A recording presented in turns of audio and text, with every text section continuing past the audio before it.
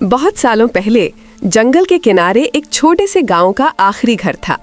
मिट्टी की दीवार, घास फूस की छत और दरवाजे पर लगा पुराना ताला देखकर कोई भी समझ जाता था कि ये घर मजबूरी, मेहनत और तन्हाई का नमूना है। इसी घर में रहती थी गायत्री, एक बूढ़ी औरत, और उसकी जवान बेटी सरिता। गायत्री की कमर अब झुक चुकी थी, चेहरे पर गहरी लकीरें और बालों पर सफेदी, लेकिन आंखों में एक अजीब सी ममता और तकलीफ दोनों का रंग था। सालों पहले पति की मौत ने उन्हें तोड़ दिया था, पर सरिता को पालने की जिम्मेदारी ने उन्हें जीने की वजह दे दी। सरिता 20 साल की, नर्म स्वभाव की, गहरी बड़ी आंखों वाली एक सुंदर लड़की थी। उसका गोरा रंग और गहरी लाल साड़ी हर दिन जरा जरा धूल मिट्टी से भर जाती, पर फिर भी वो हमेशा साफ करके पहनती, जैसे अपनी इज्जत और अपनी माँ की उम्मीद को संभाले रखती हो। कलाइयों में सस्ती लाल चूड़ियां, बालों में साड़ी में बंधी चोटी और चेहरे पर एक शरीफ मुस्कान, पर समय ने उसे बचपन से ही समझदार बना दिया था। गायत्री अक्सर थक के बैठ जाती। सरिता उनके पैर दबाते हुए कहती, माँ, हम 2 ही लोग हैं, पर हमारा हौसला सबसे बड़ा सहारा है। गायत्री बस आंसू पोंछकर मुस्कुराती।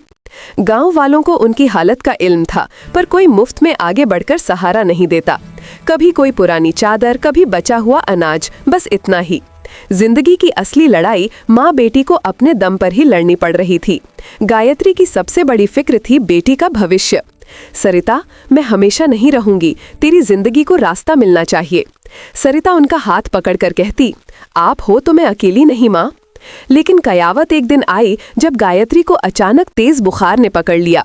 तुलसी का काढ़ा, पानी की पट्टी, सब बेकार। कुछ ही दिनों में गायत्री इतनी कमजोर हो गई कि उठ भी न पाई।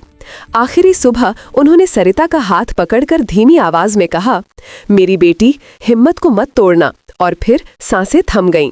सरिता की जिंदगी की रोशनी बुझ गई। पूरा गांव शोक में आया। फिर कुछ दिन बाद सब अपनी जिंदगी में खो गए। माँ चली गई, अब सरिता बिल्कुल अकेली। लेकिन सरिता को पता नहीं था कि उसकी तन्हाई में जंगल का एक अजीब मेहमान उसका इंतजार कर रहा था। कौन था वो और क्यों? माँ की मौत के बाद सरिता बस यही सोचकर जीती रही कि अगर वो टूट गई तो उनकी याद भी कमजोर पड़ जाएगी। घर में खाने का जरा सा अनाज बचा था। 2 दिन तक वो पुरानी रोटी भिगोकर खाती रही, पर तीसरे दिन उसने समझ लिया जीतने के लिए जीना पड़ेगा। उसने लाल साड़ी का पल्लू बांधा, कुल्हाड़ी उठाई और जंगल की तरफ चल पड़ी। धड़क धड़क करते दिल के साथ जब उसने पहला पेड़ काटा तो एक अजीब सी सीटी जैसी सरसराहट उसके पीछे सुनाई दी। पहले तो उसने सोचा कि हवा होगी, पर जब वो पलटकर देखने वाली थी तभी एक विशाल साया उस पर पड़ा। जमीन पर कुंडली बनाए काले धारियों वाला बड़ा सांप खामोशी से उसे देख रहा था। उसका शरीर पत्तों का रंग लिए, पर आंखें बिल्कुल कुछ और, काली नहीं, आसमानी जैसी नीली। सरिता का चेहरा पीला पड़ गया। कुल्हाड़ी हाथ से छूट गई और वो सीधा गांव की तरफ भाग पड़ी। सांस फूल गई, पैर कांप गए। उसने अपने आंगन का दरवाजा जोर से बंद किया, दीवार से टिककर बैठ गई। वो तो मुझे खा ही जाता, उसने सोचा, और रात भर नींद ना आ सकी। 2 दिन तक वो जंगल न गई, पर भूख ने उसकी हिम्मत तोड़ दी। तीसरे दिन आंखों में आंसू और हाथ में कुल्हाड़ी लेकर वो फिर उसी रास्ते से गुजरी। जंगल शांत था, मगर दिल में तूफान। लकड़ियां काटने ही लगी थी कि फिर वही सरसराहट, और फिर से वो सांप सामने आ गया। लेकिन इस बार उसने न हल्ला किया न फुफकारा, वो बस उसे देख रहा था, जैसे कुछ कहना हो। सरिता तितली सी सरक कर पीछे हटी, पर सांप पीछे नहीं आया। धीरे धीरे वो उसके आसपास घूमता, पर दूर ही रहता। आहिस्ता आहिस्ता उसके डर में हल्का सा भरोसा मिलने लगा। लगता था सांप उसे चोट नहीं पहुंचाएगा। अगली बार जब सरिता वहां आई, उसके हाथ में दूध का एक मिट्टी का कटोरा था। ये सब उसने माँ से सीखा था। जंगल का प्राणी भी भगवान का रूप होता है। उसने कटोरा सांप के सामने रख दिया।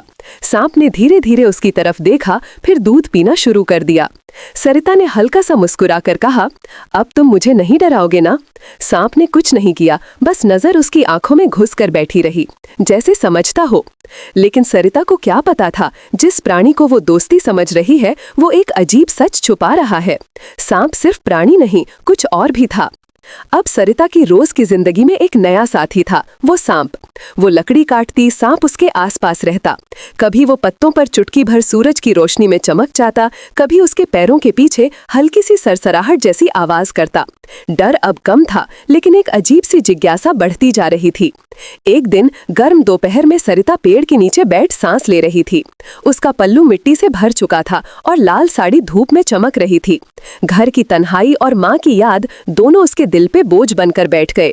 वो धीरे से बोल पड़ी, काश कोई होता जिससे मैं बात कर सकती। जैसे ही उसने ये कहा, सांप उसके पास आकर रुक गया। सरिता ने हंसते हुए कहा, तुम कुछ समझते हो क्या या बस देखते रहते हो? अचानक हवा चमकी, पत्ते हिलने लगे बिना हवा के, और एक आवाज, इंसानी आवाज मगर हल्की सरसराहट भरी, हाँ मैं समझता हूँ। सरिता की सांसें रुक गईं। उसने आसपास देखा, कोई नहीं। आवाज फिर आई, डर मत, मैं तुझे कभी दुख नहीं दूंगा। उसने बेहद धीरे पलट कर देखा। वो सांप उसके सामने था, पर आवाज उसी की लग रही थी। सरिता का चेहरा सफेद पड़ गया, साड़ी का आंचल दरिया के जैसे हिलने लगा। होठ हिले पर आवाज न निकली। सांप ने फिर कहा, तुम्हारा नाम सरिता है और तुम बिल्कुल अकेली नहीं हो। सरिता का दिमाग घूम रहा था, सांप इंसान की तरह कैसे बोल सकता था? वो संभालते संभालते सिर्फ इतना बोल पाई, तुम क्या हो? सांप ने धीमे स्वर में कहा, अभी सिर्फ साथी समझ लो, सच वक्त बताएगा। सरिता का डर थोड़ा कम हुआ, पर दिल में सवाल और गहरा होता चला गया। आने वाले दिनों में वो सांप बात करता रहा, पर कभी ज्यादा कुछ नहीं बताता। सिर्फ इतना जानकर वो बड़ी राहत पाती, वो सांप उसे नुकसान नहीं पहुंचाएगा। फिर एक दिन सांप ने अचानक पूछा, सरिता, क्या तुम मुझ पर भरोसा करती हो? उसने कुछ सोचकर हाँ में सिर हिला दिया। सांप के चेहरे पर जैसे एक अजीब सी चमक आ गई। तो फिर एक दिन तुम्हें मेरे साथ जीना होगा। सरिता ने हैरानी में पूछा, जीना कैसे? सांप ने सिर उठाकर बस इतना कहा, मेरा साथ हमेशा के लिए। क्या सरिता समझ पाएगी कि उसने कौन से रिश्ते को हाँ कहा है? क्या वो एक सांप से रिश्ता जोड़ने जा रही है, या एक और श्राप जिसे अब तक कोई समझ नहीं पाया? सरिता ने सोचा, शायद सांप मजाक कर रहा है, पर उसकी आंखों की गहराई कुछ और कह रही थी। रात भर उसे नींद न आई। दिन भर उसके कान में वो बात गूंजती रही, मेरा साथ हमेशा के लिए। अगले दिन जब वो जंगल आई, सांप उसका इंतजार कर रहा था। उसने आकर कहा, आज मुझे तुमसे एक वादा चाहिए। सरिता ने डरे हुए पूछा, कैसा वादा? सांप ने धीमी आवाज में बोला, जो रिश्ते इंसान नहीं समझ पाते उन्हें निभाना मुश्किल होता है, पर तुम अलग हो, तुम समझ सकती हो। सरिता का दिल कांप उठा। उसने कभी सोचा भी नहीं था कि जिंदगी एक जानवर से बात करने तक पहुंच जाएगी, पर सांप की बातों में एक अजीब सा सुकून था, जैसे कोई इंसान हो पर इंसान से ज्यादा वफादार।